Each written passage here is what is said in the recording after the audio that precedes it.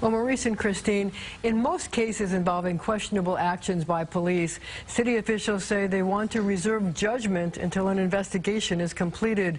But in this case, heartsick officials say they just don't understand how a cop who received special training and who had a number of other options used his gun to stop an emotionally disturbed woman, Deborah Danner, age 66.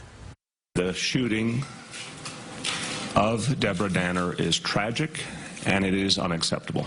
It should never have happened. The NYPD's job is to protect life. What is clear in this one instance? We failed. Mayor de Blasio and Police Commissioner James O'Neill held separate press conferences to raise questions and condemn the actions of Sergeant Hugh Berry in his deadly confrontation with an emotionally disturbed Bronx woman, a schizophrenic, whose erratic behavior brought police to her apartment on several occasions. Berry, a specially trained 8-year veteran, had, they said, ample options and procedures at his disposal, short of firing his gun at the woman who was swinging a baseball bat. Berry could have fired his taser to incapacitate her, they said. It looks like that some of those procedures weren't followed, so why he didn't use the taser, that's going to be part of the investigation. Officials said the officers received special training in either 2014 or 2015 in how to de-escalate these situations. The training also calls for a specially trained emergency service unit to be called. It was on the way. Or he could have called for a hostage negotiating unit. Our officers are supposed to use deadly force only when faced with a dire situation. And it's very hard for any of us to see that that standard was met here.